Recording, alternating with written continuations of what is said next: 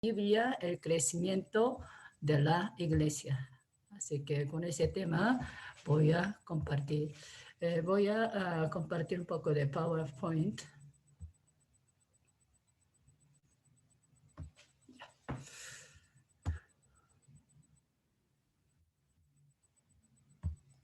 Aquí está. Ya, con el tema, la Biblia, con el crecimiento de la iglesia, primeramente leamos Hechos 17, 11 a 12. Todos ustedes ya están acostumbrados de escuchar esta palabra, imagino, pero otra vez vamos a leer. Hechos 17, 11 a 12. Y estos eran más nobles que los que estaban en Tesalónica. Pues, recibieron la palabra con toda solicitud, escudriñando cada día las escrituras para ver si estas cosas eran así. Así que creyeron muchos de ellos, mujeres griegas de distinción y no pocos hombres. Amén. Ya, en esta palabra nosotros podemos ver cómo la gente de Bereano había escuchado la palabra y también para confirmarla había escudriñado la Biblia. Pero lo que más quiero compartir día de hoy, perdón, estoy un poquito confundida.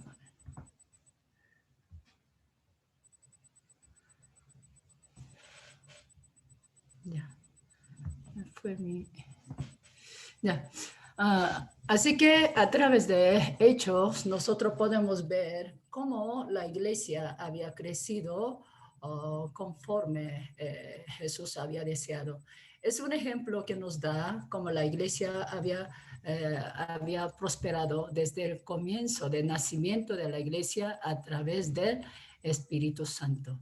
Pero yo quiero enfocar más que todo, cuando hablamos del crecimiento de la iglesia, muchas veces en muchos seminarios que yo había participado, habla de los métodos, habla de las estrategias, habla de la, ¿cómo se llama?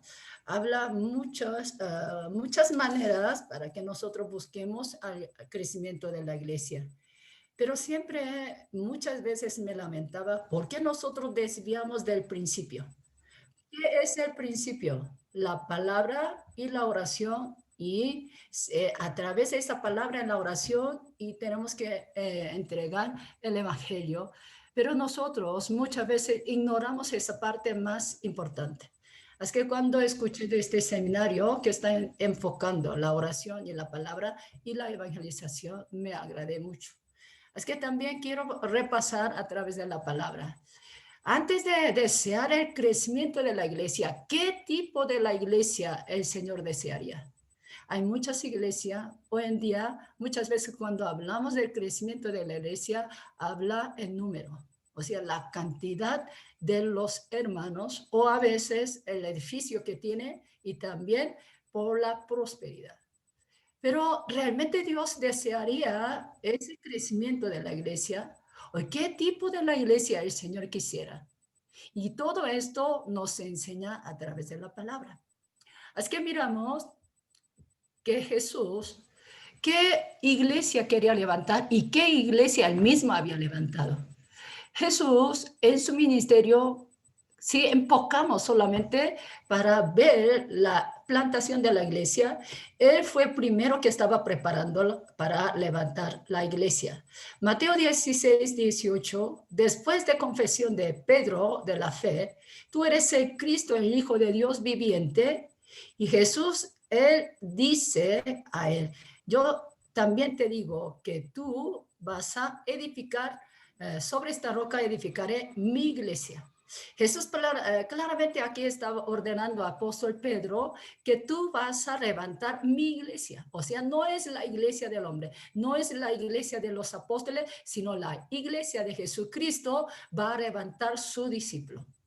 Así que por medio de Jesús, por medio de su discípulo, Jesús ya estaba preparando para levantar su iglesia, esa iglesia que la puerta de no puede prevalecer contra ella. Así que en su ministerio de vida público, él mismo estaba poniendo el cimiento para levantar su iglesia que nació en Hechos con la llegada del Espíritu Santo. Entonces, ¿cómo Jesús preparaba para levantar su iglesia? Para empezar su primera iglesia, Mateo 28, 20, perdón, ya conocemos la gran comisión. Jesús ordena, id a ser discípulo a todas las naciones, bautizando en el nombre del Padre, del Hijo, del Espíritu Santo, enseñándoles que todo, enseñando la pantalla, enseñando que todos los que había aprendido de él. Así que Jesús que había ordenado, quiero que todos los discípulos que habían aprendido, habían guardado, que ellos también saliendo, haciendo discípulos, hagan lo mismo. O sea, la iglesia de Jesús tiene que estar basado en los discípulos de Jesús. Como Juan 8, 31, 32. ¿Por qué? Jesús cuando él da la promesa de que edificará su iglesia, ¿a quién encomendó? A su discípulo amado, ¿quién confesó? Tú eres el Cristo, el Hijo de Dios viviente. Así que Jesús quiere encomendar a su discípulo que levantaría su iglesia. No solamente Pedro, sino también envió a todos los discípulos antes de subir al cielo y a ser discípulos, enseñando todas las cosas que había aprendido de mí. Que ustedes saliendo también hagan discípulo. De esa manera levantan la iglesia de Jesús. Entonces, ¿quién es el discípulo de Jesús? Es el discípulo de Jesús realmente permanece en la palabra. O sea, conociendo la palabra, obedece, permanece, lo lleva a cabo la vida con la palabra. Así que verdaderamente Jesús, cuando su ministerio de vida pública, ¿qué estaba haciendo? Estaba preparando su discípulo. Cuando Jesús predicaba, no seguía la multitud. Gran número de hombres, si llamaríamos también esto la iglesia, que seguía a Cristo, también tenía multitud de número. Jesús interesaba ese gran número de la gente que seguía a él. En Juan capítulo 6, claramente el Señor nos enseña, ¿no? Cuando Jesús empieza a hablar de la vida eterna, que comiera mi sangre, mi carne, y tendrá la vida eterna. Para esto he venido, para que en postre día que yo voy a resucitar a vosotros. Así que Jesús revela su propósito de la venida de este mundo hecho en carne. Porque el Padre envió a este mundo para entregar su vida, su carne, su sangre, para que todo aquel que coma, toma y su sangre tenga la vida eterna, que resucite en postrer día. Ante esas predicaciones, ¿cuántos seguían a Jesús? Al mismo tiempo, muchos de sus discípulos, también dice, habían dejado de seguir. O sea, la multitud que estaba siguiendo, la multitud que seguía a Jesús en gran número, ellos realmente buscaban la vida eterna, realmente buscaban el reino de los cielos. Ellos querían ser el cuerpo de Jesús en el futuro que va a ser su iglesia, que recibe todo el mandamiento de Jesús, es la cabeza que obedece, sujeta a su mandamiento, a su palabra, permanece en ella. Ellos no estaban dispuestos de escuchar esa palabra, porque ellos seguían, porque ellos vieron milagros, sanidades. También habían saciado de pan, de 5 panes y 2 peces. Wow, si siguiera el Señor, vamos a recibir la prosperidad. No nos va a faltar nada. Ellos vieron Señor de lo material. No vieron como Señor de la vida eterna que quería llevar hacia el reino de los cielos. Es que muchos de ellos no comprenden ni querían entender, dejaron de seguir a Cristo Jesús. Jesús ante esa circunstancia preocupaba de esa multitud que apartaron. Al contrario, había preguntado hasta a su propio discípulo, ¿ustedes también quieren irse? Váyanse.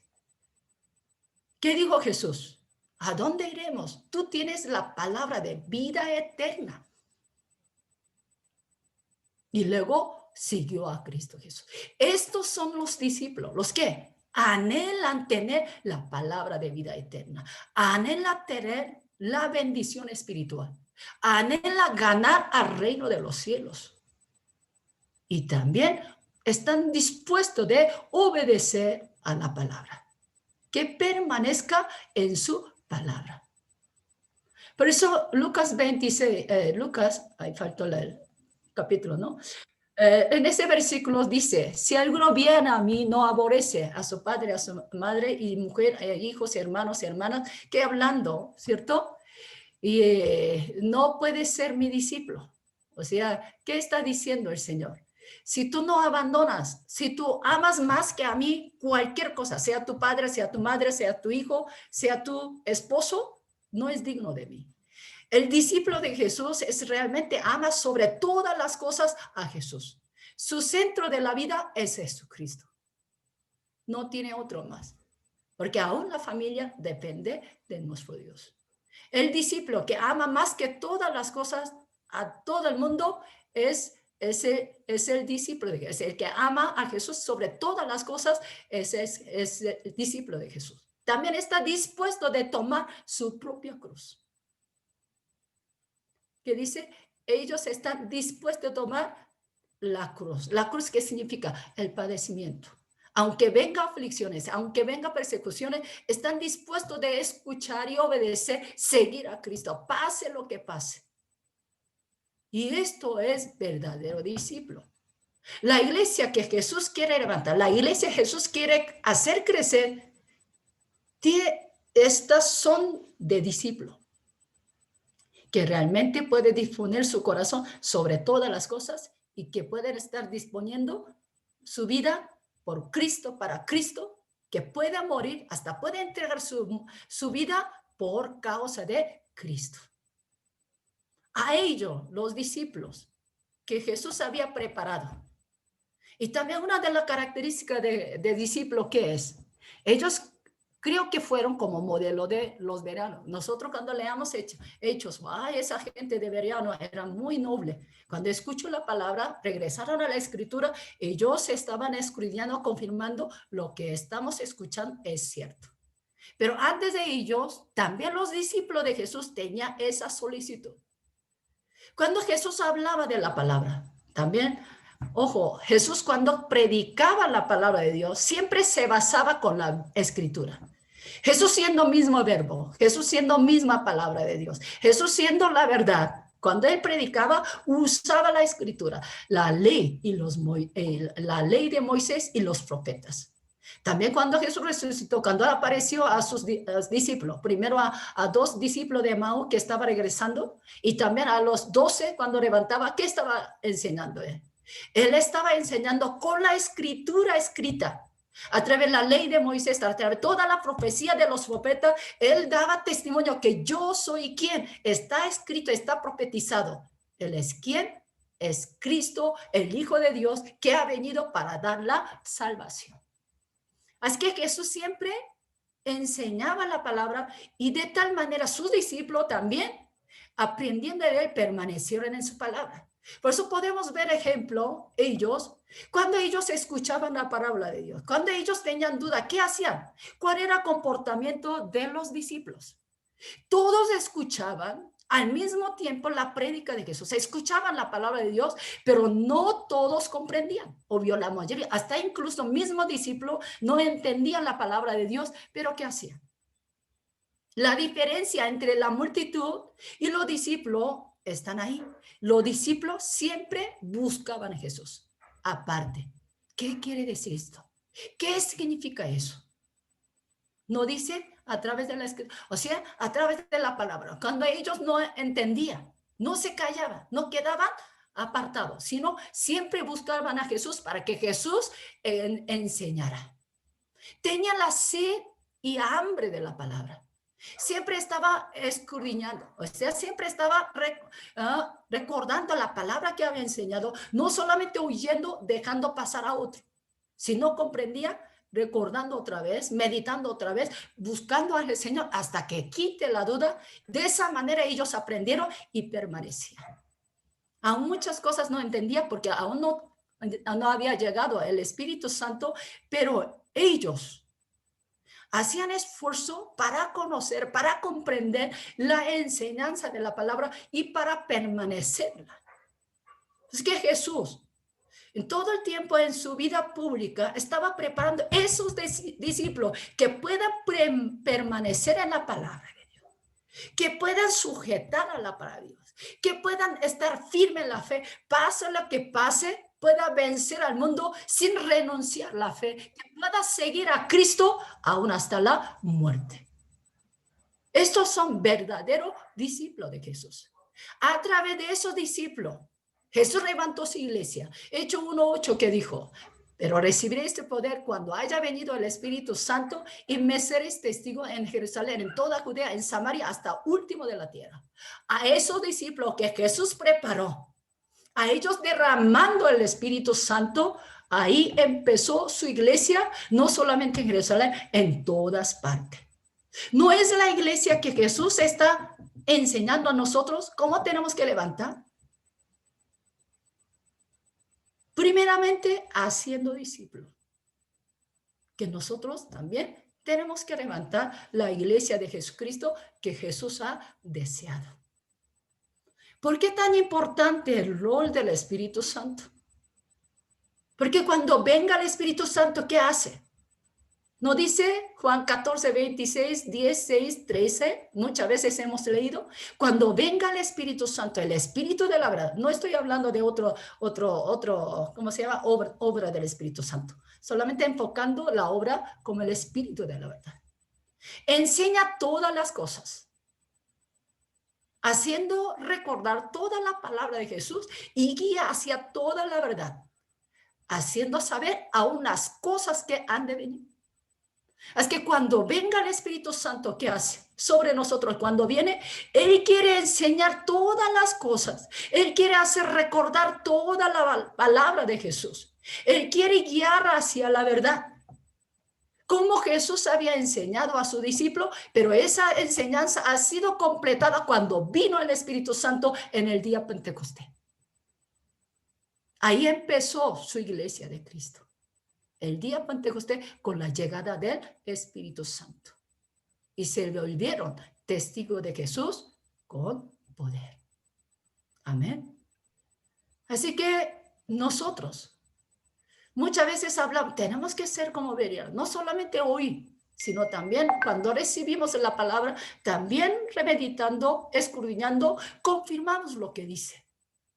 Y luego tengamos una fe firme, enseñado, confirmado, también con las señales siguen a través del Espíritu Santo. La iglesia que Jesús levantó, los discípulos, no seguían misma obra que Jesús. Los discípulos, cuando fueron levantada la iglesia de Jesucristo, ellos seguían lo mismo. Cuando ellos levantaban, el primer día cuando recibió el Espíritu Santo, ¿qué hizo? Empezó a predicar. ¿Qué predicó? La palabra que había escuchado. Y también utilizaba la escritura de la profecía. Según la profecía, Jesús es el Cristo, el Hijo de Dios. No había dado testimonio hablando de su muerte en la resurrección y predicando de Jesús. Y en aquel momento, ¿quién apoyaba? No es el mismo Espíritu Santo haciendo recordar toda la obra, toda la palabra que Jesús ha hecho. En aquel día, ¿qué hizo? Hubo conversión. En un solo día, 3,000 personas convertidas. ¿Eso fuera posible por la fuerza humana? Sino fue por el Espíritu Santo. Y además, a donde vaya ellos predicaban, también seguían las señales y milagros, como Jesús hacía. Así que, como estoy viendo, ¿no? En 2:41, 42, como Jesús añadió 3,000 personas. Pero Hechos 2:47 claramente habla. Cuando ellos predicaban la palabra, ¿qué dice? ¿Quién hizo crecer la iglesia? Dice, el Señor añadía cada día a la iglesia a los que habían de ser salvos. O sea, crecimiento de la iglesia no puede ser apartado del Espíritu Santo. Obvio, Dios usa a su discípulo. Como Jesús preparó a su discípulo, quienes están dispuestos de entregar su vida, quieren seguir a Cristo, quieren predicar la palabra, permaneciendo en la palabra de Dios. A ellos levantando y a ellos usando a predicar el evangelio, a través de ellos añadía los almas que necesitaban salvación. Y sobre todo también Hechos 6, 7, que dice, crecía la palabra. O sea, cuando predicaba, que crecía la palabra de Dios. Y lo hacía gran número de los discípulos. O sea, en la iglesia primitiva, la iglesia que había levantado a través del Espíritu Santo, siempre acompañado con la palabra. Ellos todo el tiempo con solicitud, escudriñando la palabra y confirmando la palabra, y ellos daban testimonio de Jesucristo. Pero lamentablemente hoy en día, ¿qué está pasando? Sinceramente, aquí en México empezamos el pastorado. O sea, antes yo estaba muy contento vivir como evangelista, haciendo, visitando las iglesias, predicando la palabra, avivando las iglesias y también enseñando la palabra. Pero había llegado un tiempo de ¿qué? De pensar, aunque yo predico la palabra, aunque yo siembro la palabra, esa palabra tiene que reproducir, o sea, tiene que tener fruto. La iglesia que despierte. A través de evangelista, ¿qué hace? Despierta los espíritus de la iglesia y después la iglesia tiene que avivar, tiene que crecer. Pero muchas veces cuando volvía a visitar la iglesia, lo mismo. Si hay sanidades, si hay poderes, se quebranta y llora y hay alegría. Pero ¿qué pasa después? No había crecimiento. Pasa lo mismo. ¿Por qué? No había consolidación de la palabra. Aunque experimenta las maravillas, pero uno no busca la palabra, no alimenta de la palabra, no permanece en la palabra. Esa fe sería como una fe sobre la arena, la casa que había sido edificada sobre la arena. Jesús no nos ha enseñado cuando uno recibe la palabra y luego lo hace, cuando obedece, esa casa es sobre la roca. Pero aunque escucha, no lo obedece, no lo hace caso, esa casa es sobre la arena. Cualquier momento puede caer. Yo muchas veces, haciendo la campaña, yo veía la iglesia realmente agradaría a Dios. ¿Está sobre la roca o sobre la arena? Me daba mucha duda. ¿Por qué? No hay palabra. Ni siquiera leen la Biblia. Yo tengo mucho recuerdo de ustedes, de la iglesia del pastor Marco, y también donde yo visitaba a ustedes, sobre todo. Sinceramente, no había mucha iglesia que tenía tanta sed de la palabra. Cuando yo estaba enseñando, muchos de ustedes me seguían preguntando, quería conocer la palabra, tenía sed y hambre de la palabra. Usted mismo también escudriñaron la Biblia, confirmaron lo que había aprendido y procuraron también obedecerla. Pero hoy en día, ¿cuántos cristianos realmente tenían esa sed y hambre de la palabra? General, en toda América Latina, en general, estoy diciendo, tal vez los pastores pueden tener conocimiento de la Biblia, pueden leer varias veces, pero a veces hasta incluso los pastores no escudriñan la palabra. ¿Qué va a enseñar? ¿Cómo va a hacerlo discípulo? La iglesia de Jesucristo, ¿cómo tiene que crecer? Conforme al corazón de Jesús, conforme al deseo de Jesús. Jesús quería levantar su iglesia a través de su discípulo, que está dispuesto a entregar su vida, está dispuesto a padecer por causa de su nombre, que ama sobre todas las cosas a Dios y valora el sacrificio de Jesús. Es que pase lo que pase, en cualquier situación ellos no van a dejar de seguir a Cristo. Y ese cuerpo Jesús no desearía.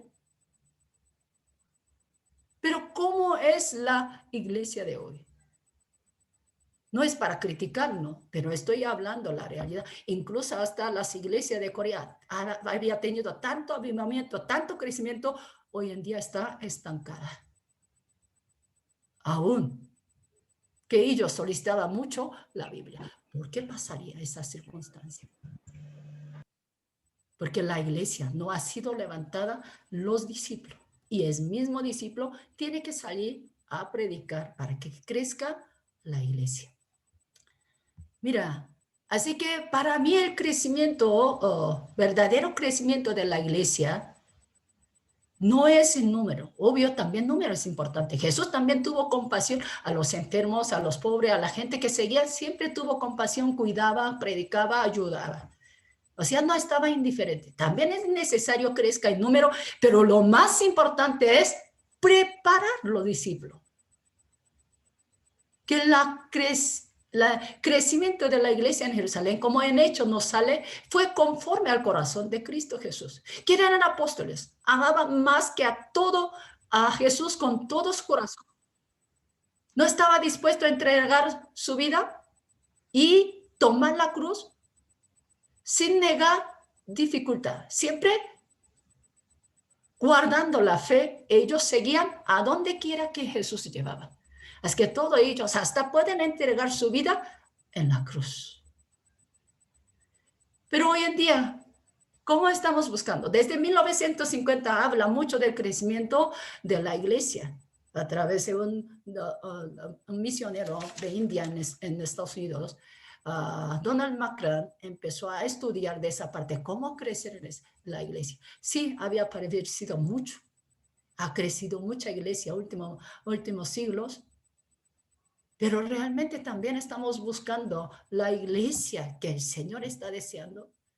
Hoy en día muchas iglesias se caen en la prosperidad, buscan el material, buscan números solamente, de apariencia, la iglesia gigante, los números grandes,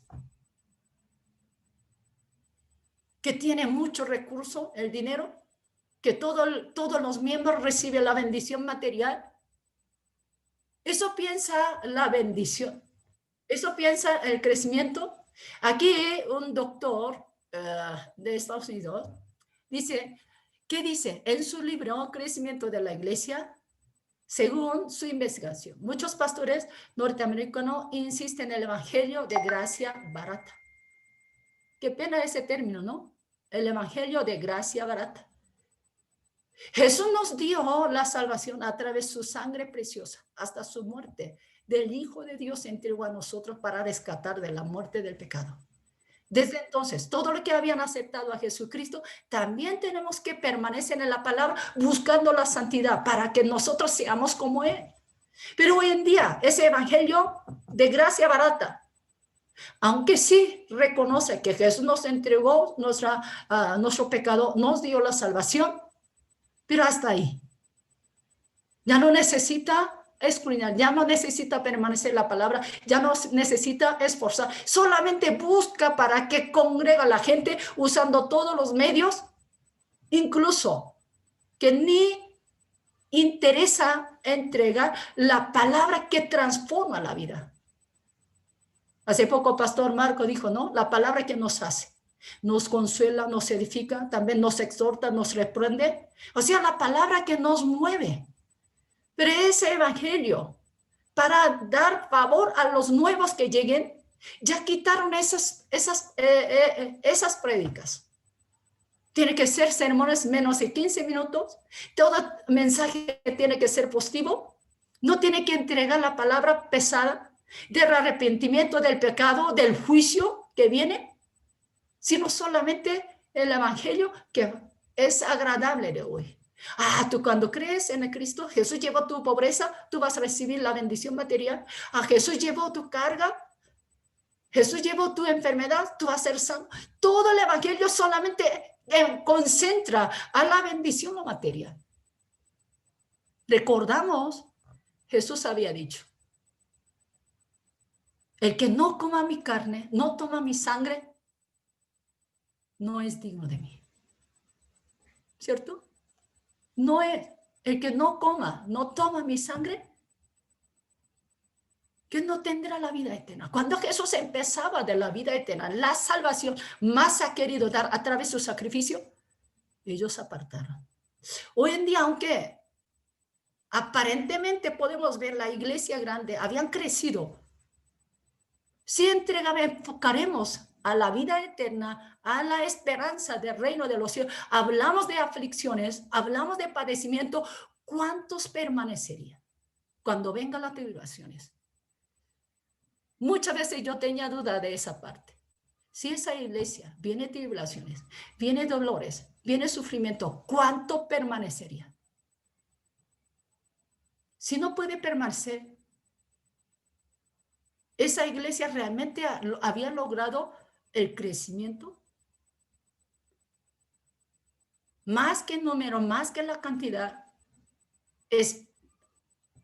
tenemos que esperar, tenemos que procurar levantar la iglesia de Jesucristo, que siempre se puede sujetar a su mandamiento, a su palabra. La iglesia de Jerusalén así creció. Creció multitud en tiempo de los apóstoles. Según investigación, un teólogo, Rensky, dice, en aquel tiempo la población de Jerusalén era 250,000, pero alcanzaron a convertirse entre 20 y 25,000. Casi 10% había recibido la salvación. Pero ellos buscaban cómo agradarle a ellos, a la gente. Ellos completamente lo que entregaba, ¿qué es? El mensaje, la palabra de Dios. La Biblia. Crecía la palabra. Dice la escritura. Creciendo la palabra y también ha hecho muchos discípulos. O sea, la iglesia de Jerusalén no solamente llenar de los números, sino hacía discípulos de Jesús. Así que también nosotros tenemos que recordar de la escritura. ¿Por qué en Berea había añadido más almas? Porque ellos no solamente escuchaban, como hay multitud que seguía a Jesucristo, mirando cuántos milagros, cuántas bendiciones nos puede traer, sino a ellos escudriñando la palabra. ¿Qué haría? Quería permanecer en ella. Por eso el Señor añadía más almas. Ha hecho crecer la iglesia en Berea. También espero hoy en día que haya la iglesia realmente agrade al Señor. Que sigue paso de Jesucristo, quien hizo crecer su iglesia a través del Espíritu Santo, haciendo discípulos. Si nosotros somos la iglesia de Cristo, ¿cómo podemos contar? Si nosotros podemos hacer otro discípulo y esos discípulos también pueden amar más que sobre todas las cosas a Jesucristo y también puede también salir a predicar el evangelio a donde quiera que vaya, obvio, tomando su cruz, sin temer ante la persecución que viene. Cualquier seta, aunque sea tiempo bueno, tiempo malo, que siempre podemos amar, podemos permanecer en la fe en Cristo Jesús. Así yo espero que la iglesia de Jesucristo tiene que crecer. Mira, también para dar la importancia a la escritura. Si los discípulos no hubieran conocido, tampoco hubiera podido servir en esa manera. ¿Por qué? Cuando discípulos predicaban la palabra, el Espíritu Santo confirmaba con sus señales milagros. Donde hay palabra, donde los discípulos permanecen con la palabra, el Espíritu Santo empezó a manifestar haciendo crecer la iglesia.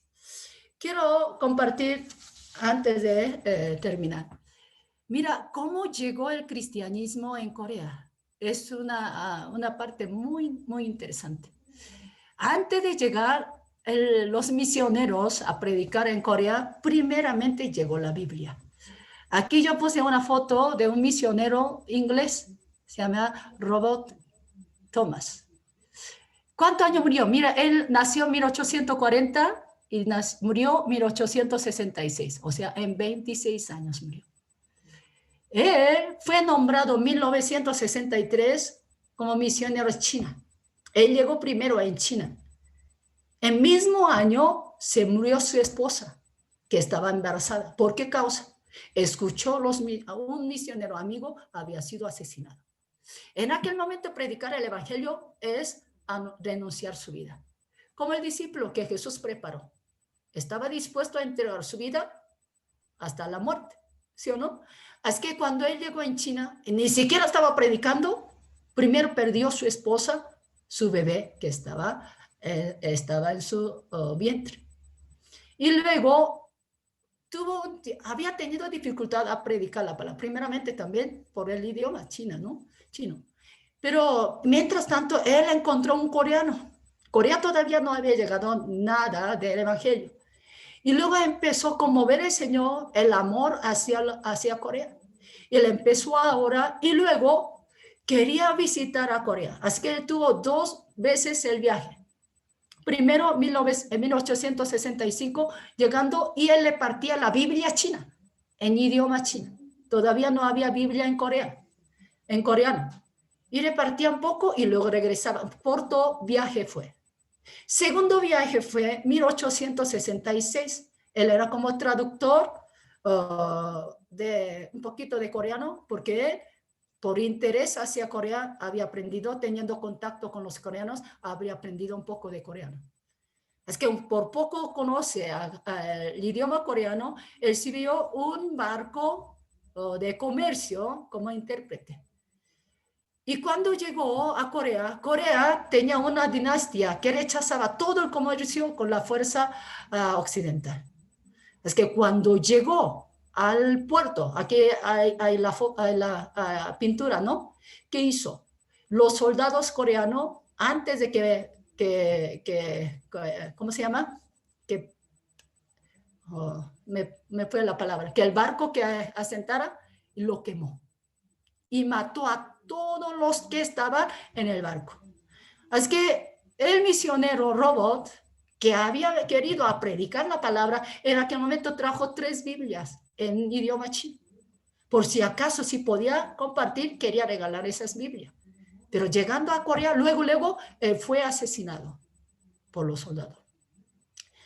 Al momento cuando iba a ser muerto por una espada de un soldado, él arrodillado y oraba ante Dios y luego pedía que aún en esta tierra que llegara el evangelio.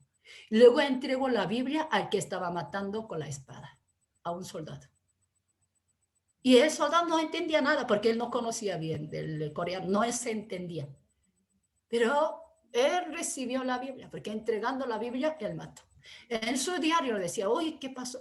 Pasó muy raro. Un señor que había sido muerto por mí, pero me entregó un libro. No sé qué ese señor, ante la muerte estaba arrodillado, estaba haciendo, ni siquiera sabía la oración, ¿no? ¿Qué estaba pasando? Pero con oración, ni siquiera estaba enojado ni nada, que estaba arrodillado y me entregó la Biblia y fue asesinado por mí.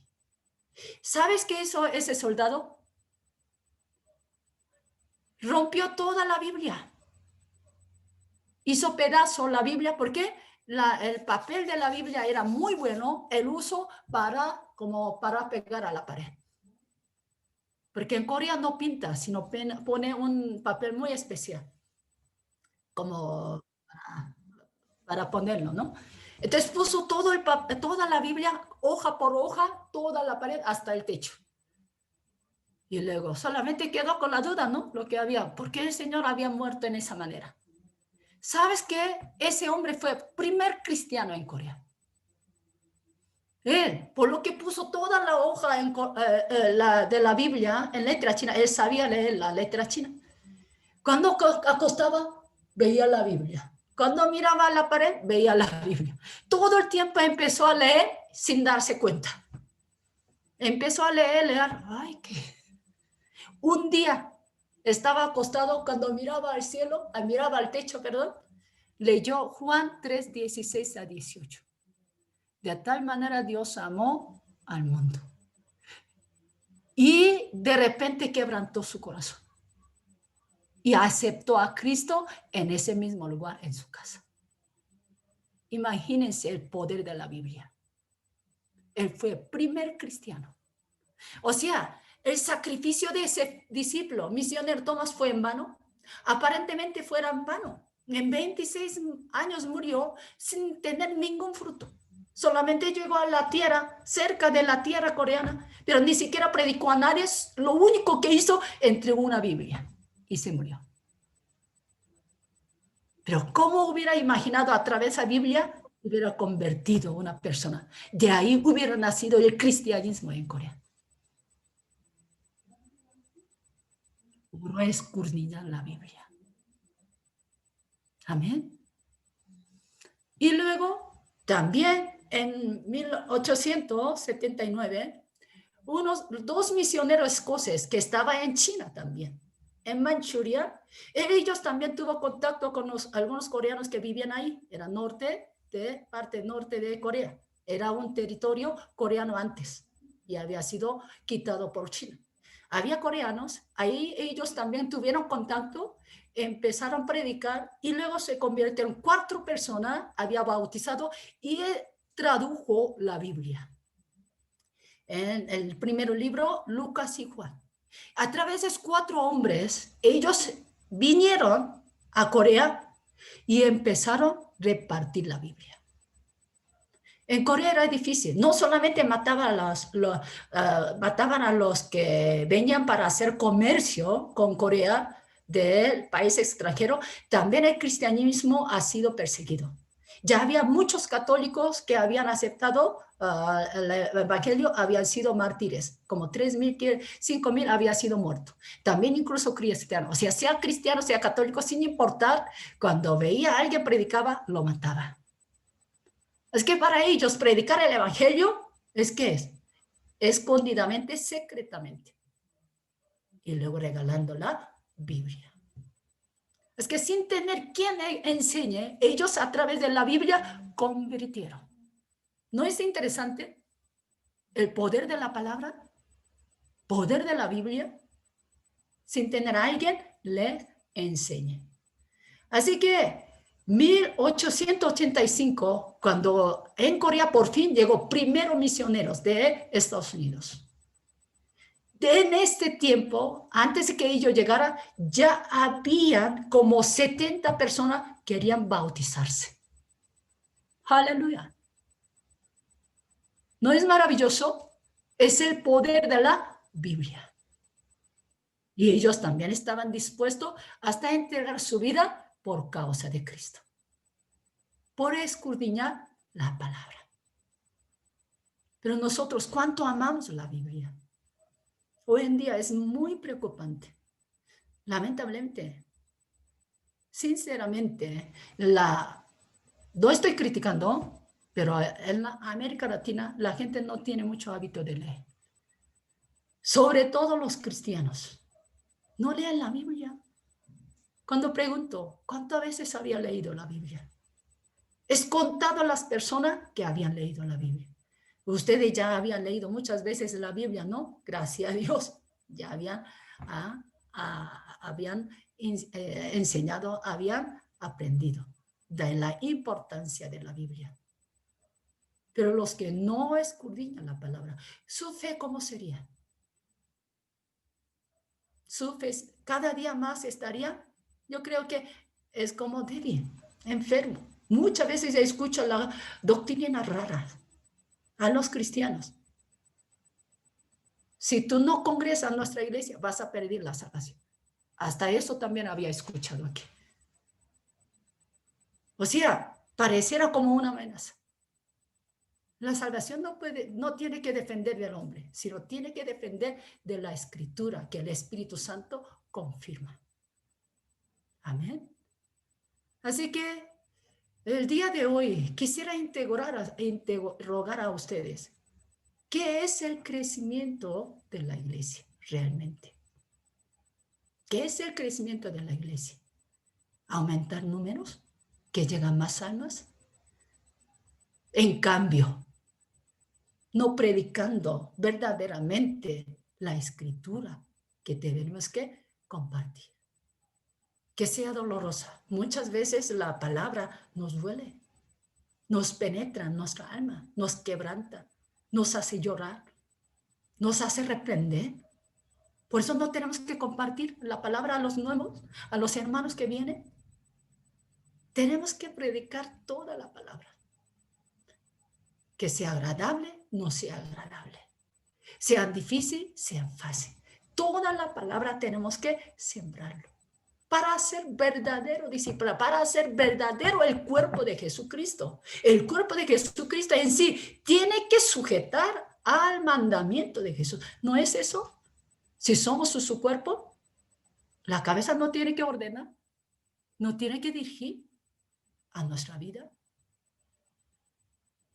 Así que, otra vez, quiero dar énfasis. Cuán importante es volver a la Biblia.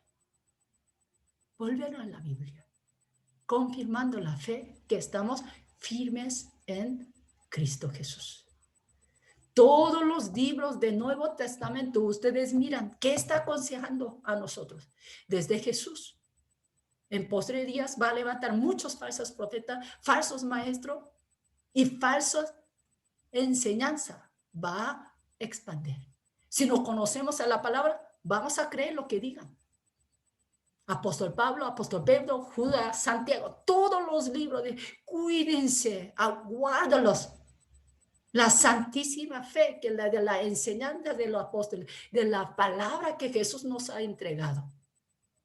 Porque había levantado ya falsas doctrinas, fábulas, la mentira. ¿Cuántas veces? Todos los libros lo mismo dice. Usted le escudriña, que está exhortando a cada iglesia, a cada uno de nosotros. Cuidemos de esas falsas doctrinas. Si nos regresemos a la palabra, permanecemos en ella, primeramente nosotros mismos siendo discípulos de Jesús. Y seamos capaces de hacer otro discípulo para que levantamos, hacemos crecer verdadera iglesia de Jesucristo. Amén. Vamos a orar. Hay muchas cosas que compartir, pero yo quería enfatizar en esa parte. Podemos hablar también mucho más, en muchas formas, acerca del crecimiento de la iglesia, pero quisiera hoy meditarlo. La iglesia de Jesús, que Jesús quiere levantar, Jesús quería hacer crecer. ¿Qué tipo de la iglesia? Yo creo que esas iglesias que se ha crecido con discípulos de Jesucristo y también haciendo discípulos. Vamos a orar. Padre, te damos muchas gracias. El día de hoy nosotros vimos cuán importante es la Biblia en nuestra vida espiritual, también para el crecimiento de la iglesia. Muchas veces nosotros apartamos del principio la Biblia, Señor. La escritura que nos ha entregado es la principal fe y también tú confirma toda la escritura a través de nuestra, Señor, a través de nuestra obediencia. Así que ayúdanos, Señor, cada uno de nosotros, que nosotros también avivamos nuestro espíritu primeramente, escudriñando de la palabra, volviendo a la Biblia, para que nosotros seamos verdaderos discípulos, quienes pueden seguir a Cristo a donde quiera que vaya. Ayúdanos, Jesús, porque Jesús, ante la multitud, Señor, que seguía a él por ver las sanidades, milagros, Señor, pero a ellos no agradaban a Jesús, sino a sus discípulos que buscaban la palabra de la vida eterna, la palabra, Señor, que quería obedecer. Así que ayúdanos, Señor, para que nosotros también, Señor, cada día más, volviendo a la Biblia o escudriñando la palabra, obedeciendo a ella, llevando fruto digno delante de ti, nosotros también, siendo verdaderos discípulos, que afirmando la fe con la certeza de la palabra, podemos seguir, podemos hacer tu voluntad y también podemos hacer discípulos verdaderos, Señor. No queremos buscar el crecimiento de la iglesia como el mundo ve, como muchos que ven, Señor, hoy en día. ¿Cuántas iglesias también están cayendo en secularización? Habla de la bendición, habla de, Señor, de la vida, pero muchas veces enfocado en la carne. Cada día más está cayendo de engaño del diablo, cayendo en secularización. Ayúdanos, Jesús, para que ninguno de nosotros caigamos en ese error, sino cada día más siendo verdadero Cristo Jesús. Aún en tiempo difícil, nosotros podemos guardar la fe, creciendo en espíritu, haciendo tu obra, haciendo también crecer tu iglesia. En el nombre de Jesús, agradeciendo, oramos. Amén. Amén. Gracias. Yo no soy muy buena para usar la tecnología, por eso estaba un poco nerviosa. Perdóname. Pero se escuchó súper bien. Súper bien escuchamos la palabra. Y bueno, lo que nos plantea Gloria Igual me acuerdo lo que contó ayer Pastor Getro, pastor de Brasil. En Brasil es prácticamente casi el 30% de la población, que da varios millones de creyentes, y él dijo que solo el 2% leían la Biblia en Brasil. Y me parece que esa es como una estadística latinoamericana que ocurre igual. Hace unos 10 años atrás yo escuché la estadística de la Cruzada de Literatura Cristiana aquí en Chile, que de 10 personas que entraban a la cruzada, 2 solo compraban libros. O sea, no eran muchos los que compraban libros y esa compra, compraban Biblia, o sea, el 2% compraba Biblia y era un porcentaje muy bajo de la iglesia chilena que lee la Biblia. Y hoy día los estudios demuestran de que en los hogares, en Latinoamérica, en los hogares, las familias no oran, las familias no leen la Biblia y las familias no tienen diálogos con respecto a Dios con los hijos. Y la estadística demuestra que en 10 años más, 20 años más, es probable que la iglesia disminuya significativamente. Y eso no nos exhorta. Yo creo que la palabra de Gloria y la palabra del pastor Getro ayer sobre el movimiento de la palabra nos exhorta a la responsabilidad que tenemos todos nosotros de llevar nuestra vida de fe con la Biblia abierta, como digo yo. No con la Biblia en el velador o bajo la cabecera, sino con la Biblia abierta, siendo lectores permanentes de la Biblia, pero también hacedores de ella. No solo oidores, sino hacedores con un espíritu de obediencia a la palabra del Señor. Y aquí hay una responsabilidad absolutamente de nosotros, los papás en casa, los que están en el proceso de criar a los hijos, que pasan unas cuantas horas en internet, pero muy pocos leyendo la Biblia. No hay una disciplina de lectura bíblica en casa. Y eso nos habla de por qué en el último tiempo aún hasta los escogidos serán engañados, porque no estamos poniendo la atención como lo decíamos en una ocasión atrás, segunda de Pedro 1:19, hacéis bien en poner atención a las palabras proféticas, que son las más seguras, que ilumina en medio de la oscuridad, en los lugares oscuros. Esa palabra como nunca hoy día nos llama, nos pone la atención de que en casa se construye la fe, no en el templo. En casa se construye la fe, se edifica la fe y se enseña a los hijos en la fe. Lamentablemente la iglesia ha cometido el gran error de querer suplantar a la casa cuando el Señor le dio a la familia la tarea de enseñar a los hijos la palabra de Dios cuando están en casa, cuando van por el camino y repetirla y repetir esa palabra. Tenemos un tremendo desafío, queridos hermanos. Yo les hablo como quien también tuvo hijos que formar, que enseñar la escritura, y hoy día tiene nietos a los que traspasarle también la fe. Y sé que el contexto no es el mejor. Sé que el tiempo que vivimos de secularización y la cultura que se va imponiendo sobre las iglesias y el ir adaptando la Biblia a la cultura hace que comiencen a haber iglesias muy débiles, iglesias que no basan su vida ni su crecimiento en la Biblia, sino en los patrones, en los modelos, en las estrategias. Somos exhortados por esta palabra de Dios a no depender de una estrategia, de un modelo de crecimiento, sino depender del Espíritu Santo. Es el Espíritu Santo quien obra en los corazones, es el Señor quien agrega a la iglesia, y no somos llamados a pensar solo en el número de personas, sino en la formación de los discípulos. Tenemos que gastar nuestra vida en formar discípulos para que ellos formen otros discípulos. A mí me gustaría invitarle, ya estamos casi terminando, pero a tener solo unos minutos para reflexionar hasta aquí. Que usted reflexione en la palabra escuchada. ¿Cómo lo está haciendo usted en casa? ¿Está transmitiendo la palabra de Dios a sus hijos?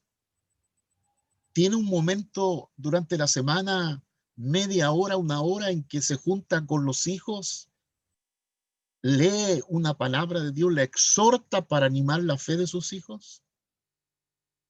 En el ambiente de casa, en el ambiente de la familia, los asuntos de fe son de diálogo. ¿Dialogamos la fe? ¿Dialogamos acerca de Dios en casa? ¿O estamos llenos, aproblemados de situaciones, de problemas? Yo quiero que usted piense, yo quiero que usted reflexione. Lo hagamos todos juntos. Me incluyo también en esa reflexión. Durante 2 minutos, piense, ¿cómo lo estamos haciendo? ¿Lo estamos haciendo bien? ¿Tenemos una iglesia llena de gente, pero no hay discípulos? ¿Una iglesia con personas que no, la lectura de la Biblia o el estudio de la Biblia no es algo que hagan en forma permanente? Pensemos. Por 2 minutos, usted reflexione en silencio. Si está acompañado, cada persona reflexione. ¿Cómo lo estoy haciendo en casa? Los papás, reflexionemos. Estoy reuniendo, sobre todo los que tienen hijos pequeños, los reúno en la semana para leer la escritura con ellos y hablarles de la fe, hablarles de lo que Dios ha hecho. ¿Les puedes contar a tus hijos, a tu familia, lo que Dios te habló esta semana? ¿Lo que has vivido con Dios para que eso pueda marcar la vida y el testimonio de tus hijos? 2 minutos para reflexionar. Mientras reflexionamos, escuchamos una música para que cada uno de nosotros reflexione y luego volveremos para terminar en la oración. Reflexionemos la palabra.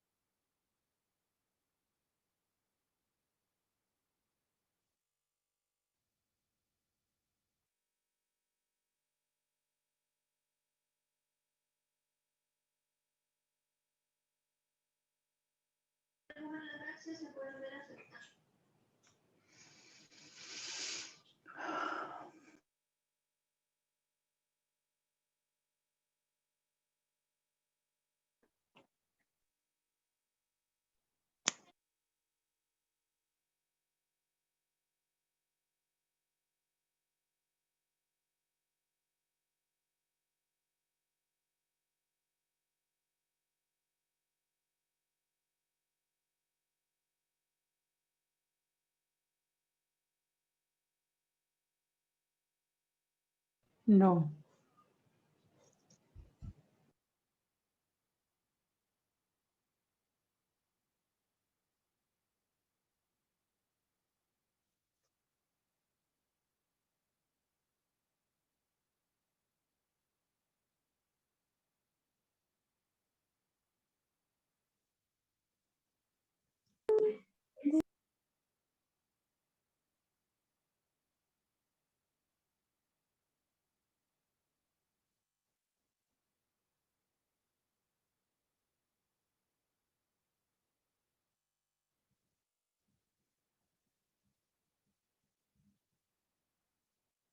¿Qué les parece si unos 5 hermanos, cualquiera, abre el micrófono y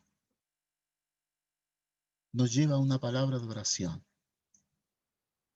No es tiempo para hacer preguntas, sino tiempo para orar. 2 o 3, 4 o 5 hermanos, oraciones pequeñas, no largas, pero, pero de lo que significó y de lo que ha significado tu, tu experiencia durante este tiempo de seminario. Si 5 personas abren el micrófono y nos llevan en oración. Oremos. Padre, gracias porque nos ha, Señor, vuelto a encaminar, nos ha recordado, Señor, lo importante que es la oración, lo importante que es la palabra, lo importante, Señor, que es llevar adelante la misión con toda nuestra vida. Gracias, Padre, porque has vuelto, Señor, a recordar, Señor, que vivimos en este mundo para realizar la obra tuya. No tenemos otra motivación, no tenemos, Señor, no hay nada más importante en esta vida que llevar adelante tu obra, Señor. Gracias por volver a recordarnos eso, que si estamos vivos es para llevar adelante el Evangelio, para ser los discípulos, para, Señor, llevar adelante tu palabra. Gracias, Padre. Ayúdanos a transmitir la fe de Jesús a muchas personas y también, Señor, a nuestro núcleo familiar la podamos transmitir también. En el nombre de Jesús. Amén.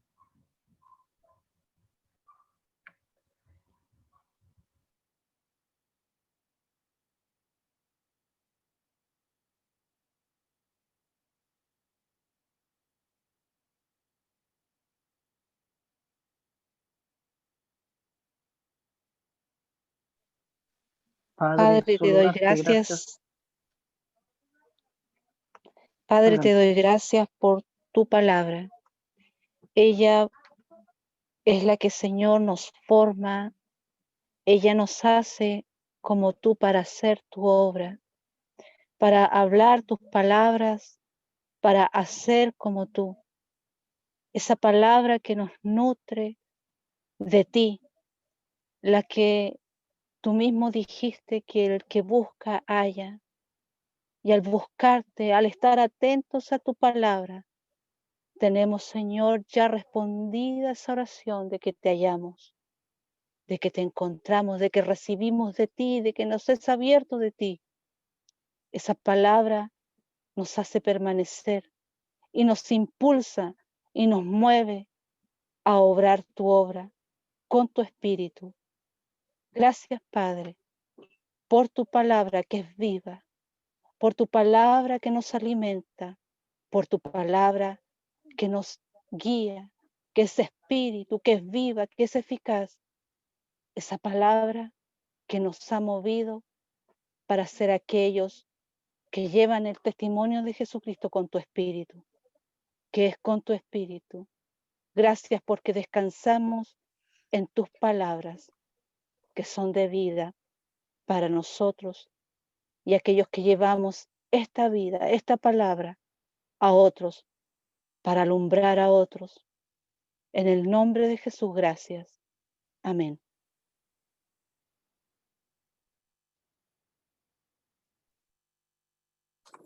Como Habacuc oramos, Señor, en estos momentos y pedimos que tú avives tu obra en nuestras vidas. Trae un avivamiento por tu palabra, Señor.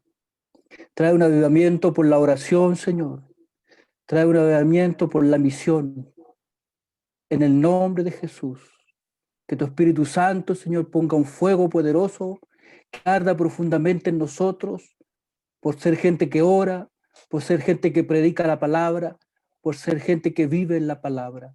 Aviva tu obra, Señor, en este tiempo, que vemos complejo, que vemos, Señor, contrario a muchas cosas, pero que con confianza, Señor, cual Habacuc oramos, aviva Dios, aviva tu iglesia, aviva tu pueblo, aviva la oración, Señor, aviva la palabra, aviva la misión, en el nombre de Jesús. Amén. Amén. Amén.